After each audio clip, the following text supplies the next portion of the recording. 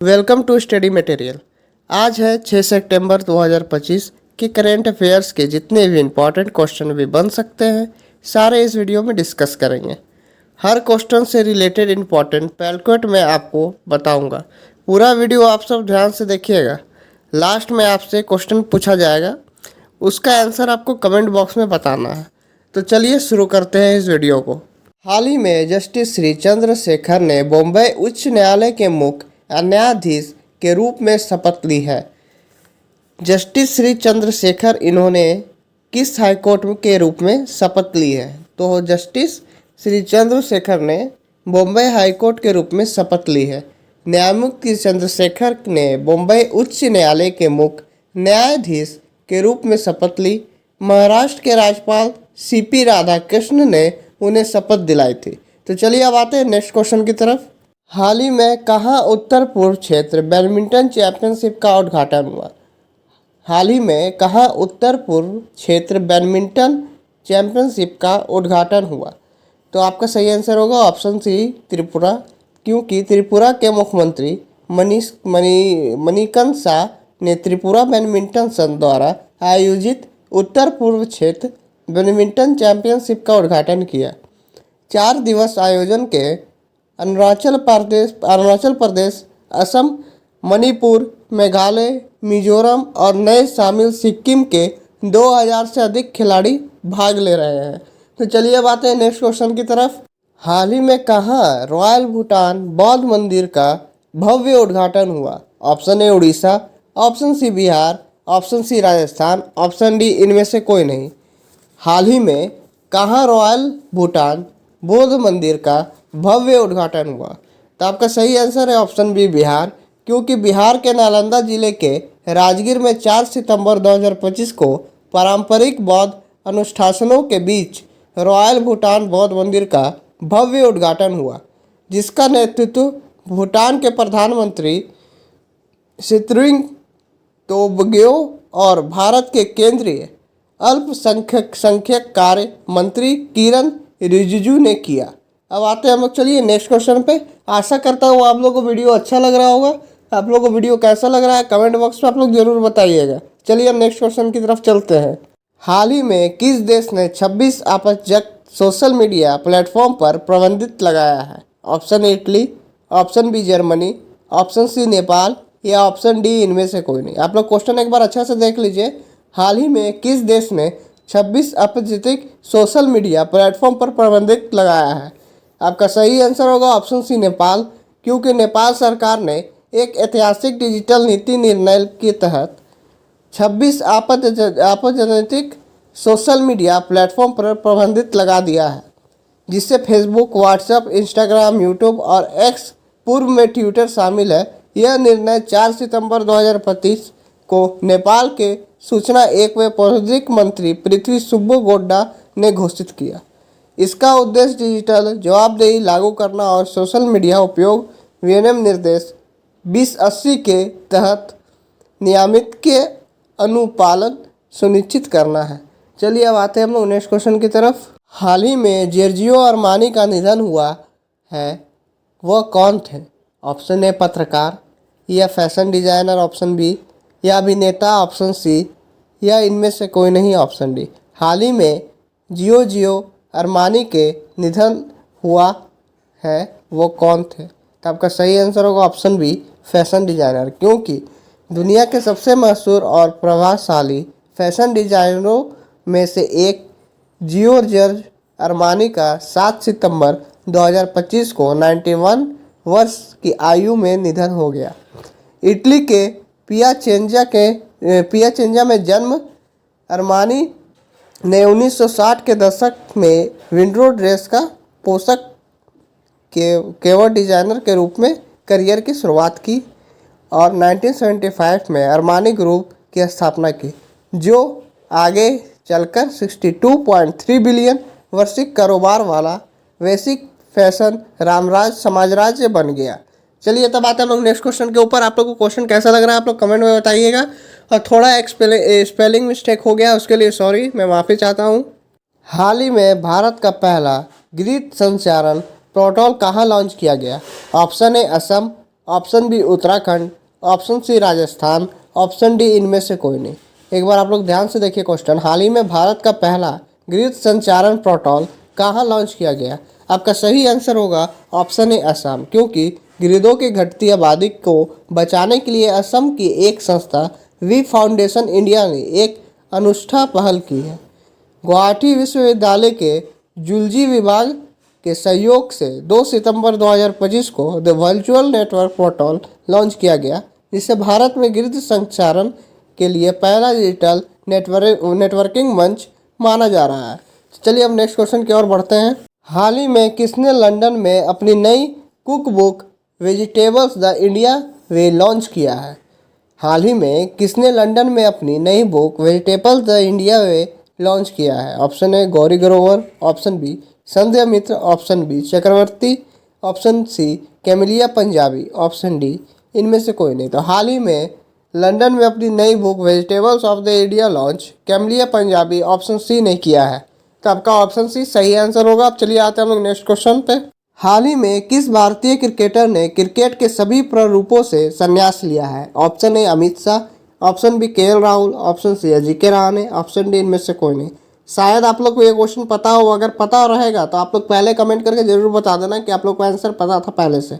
हाल ही में किस भारतीय क्रिकेटर ने क्रिकेट के सभी प्रारूपों से संन्यास लिया है? तो आपका सही आंसर होगा ऑप्शन ए अमित मिश्रा। अमित मिश्रा ने भारतीय क्रिकेटर से सभी प्रारूपों से संन्यास लिया है। ठीक है, तब आते हैं नेक्स्ट क्वेश्चन की तरफ। चलिए, हाल ही में किसने खनन मंत्रालय के सचिव का पदभार संभाला है? Option A Pankaj Mishra, option B Deepak Karal, या ऑप्शन सी पीयूष गोयल, या ऑप्शन डी इनमें से कोई नहीं। आप लोग देखिए ध्यान से क्वेश्चन। खनन मंत्रालय का सचिव पदभार कौन संभाला है? हाल ही में हुआ ये। ऑप्शन ए पंकज मिश्रा, या ऑप्शन बी दीपक मित्तल, या ऑप्शन सी पीयूष गोयल, या ऑप्शन डी इनमें से कोई नहीं। आपका सही आंसर होगा ऑप्शन सी पीयूष गोयल, क्योंकि पीयूष गोयल नागालैंड कैडर के 1994 बैच के आईपीएस अधिकारी रहे हैं। 4 सितंबर 2025 को खनन मंत्रालय के सचिव का पदभार संभाला है। 4 सितंबर, आप लोग याद रखिएगा, 4 सितंबर 2025 को खनन मंत्रालय का सचिव का पदभार संभाला था। उनकी नियुक्ति वीएल कथा राव के स्थान पर हुई है। वीएल कथा राव पहले थे, उनके बाद संभाला प्रभार पीयूष गोयल ने, जिन्हें अब जल संसाधन, नदी विकास और गंगा संरक्षण विभाग का सचिव बना दिया गया है। तो चलिए अब नेक्स्ट क्वेश्चन पे आते हैं हम लोग। हाल ही में टीपीट ने स्टार्टअप इंडिया पहल के लिए किस बैंक के साथ समझौता किया है? Option A Yes Bank, option B ICIC bank, option C HDFC bank, या ऑप्शन डी इनमें से कोई नहीं। DPIIT ने स्टार्टअप इंडिया पहल के लिए किस बैंक के साथ समझौता किया?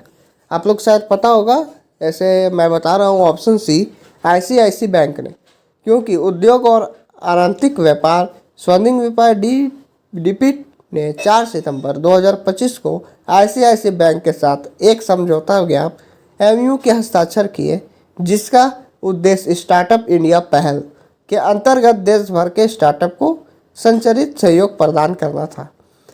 इस साझेदारी के तहत आईसीआईसी बैंक एक विशेष स्टार्टअप एनकरेजमेंट प्रोग्राम शुरू करेगा, जो स्टार्टअप इंडिया पोर्टल पर उपलब्ध होगा, और इसे अधिक से अधिक स्टार्टअप तक पहुंचाने के लिए संचार और जागरूकता अभियानों से जोड़ा जाएगा। तो चलिए अब आते हैं हम लोग इसके पूरा डिटेल्स पे। इसके बारे में ये जानकारी और दे देता हूँ। 2 सितंबर को सिटी यूनियन बैंक की 120वीं स्थापना दिवस मनाया गया।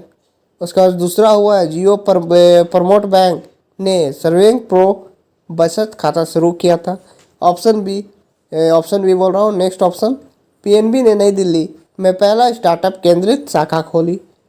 पीएनबी बैंक इन डोमन पर माइग्रेट करने वाला पहला सार्वजनिक क्षेत्र का बैंक बना। एसबीआई ने एमएसएमईएस के लिए उत्कृष्ट केंद्र शुरू किया।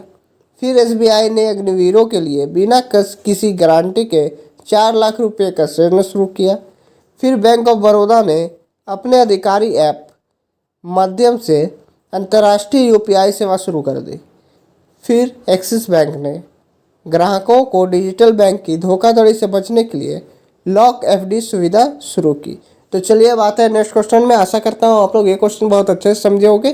तो आप लोग कमेंट करके बताना आप लोगों को क्वेश्चन कैसा लग रहा है और आप लोग वीडियो कहाँ से देख रहे हो। तो चलिए अब आते हैं नेक्स्ट क्वेश्चन की तरफ। हाल ही में किसे बेंगलुरु में प्रतिष्ठित प्रो-वी के गोकाक पुरस्कार से सम्मानित किया जाएगा?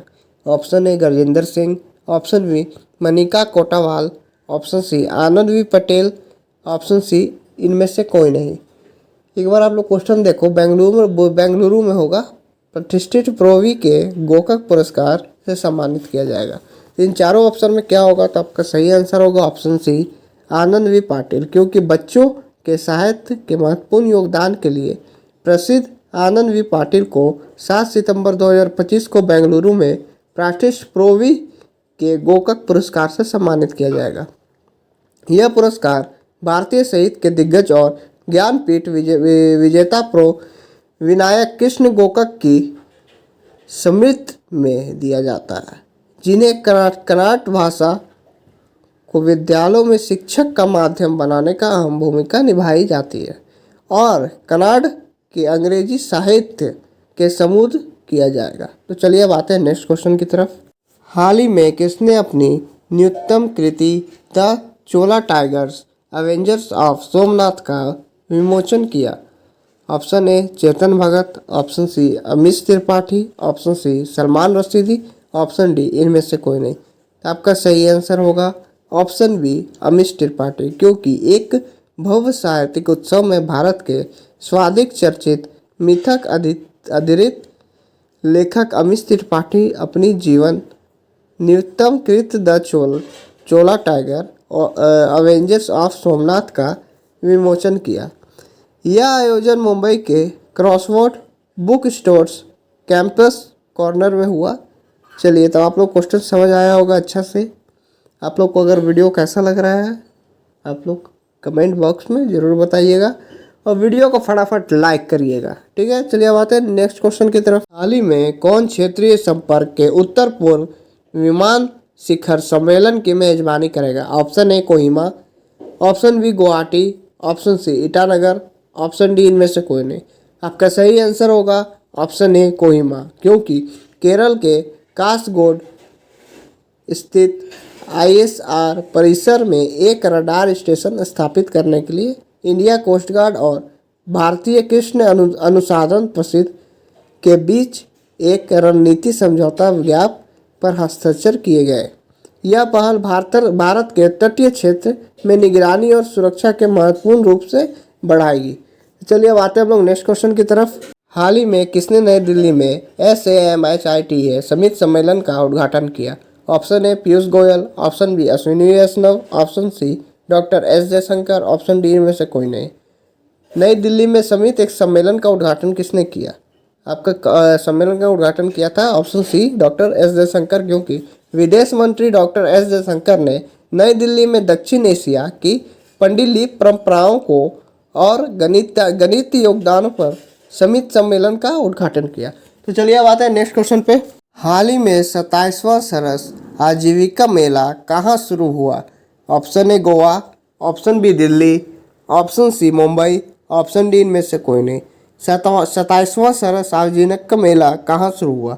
तो आपका दिल्ली में शुरू हुआ ऑप्शन बी, क्योंकि 27वां सरस आजीविका मेला दिल्ली में शुरू होगा, जिससे लखपति दृश्य शामिल होंगे। तो चलिए अब आते हैं नेक्स्ट क्वेश्चन जो कल मैंने आपसे पूछा था उसके बारे में। तो कल मैंने आपसे पूछा था क्वेश्चन, हाल ही में किसे UAE के भारत का अलग राजदूत नियुक्त किया गया है? तो इसका आंसर सही था दीपक मित्तल, ठीक है। आप लोगों ने जवाब जिसने दिया धन्यवाद। आप लोग को पूरा उस पर लिखना चाहिए दीपक मित्तल के बारे में। अगर आप लोग आपसे आंसर दोगे तो याद रखना कि जो मैं क्वेश्चन पूछता हूँ उसके बारे में पूरा डिटेल के साथ आंसर अगर आप लोग को पता हो तो देना। और हाँ, ये याद रखना कि गलत कोई आंसर होगा तो कोई दिक्कत नहीं है, मैं फिर आऊँगा बताने। मैं तो बताऊँगा ही, लेकिन आप लोग को बताते रहना है कि आंसर किसका क्या होगा। तो ठीक है, चलिए अब आते हैं हम लोग थोड़ा रिवीजन कर लेते हैं। इतना क्वेश्चन हुआ तो भाई रिवीजन तो बनता है। तो चलिए रिवीजन करते हैं। पहला पॉइंट, टॉप ब्रांड 2025 वैश्विक ब्रांड सूची में माइक्रोसॉफ्ट शीर्ष पर रहा। अक्सर अब आते हैं नेक्स्ट ऑप्शन पे, नेक्स्ट पॉइंट पे। ऑस्कर पियारेत्री ने 2025 डंग ग्रां प्री जीता।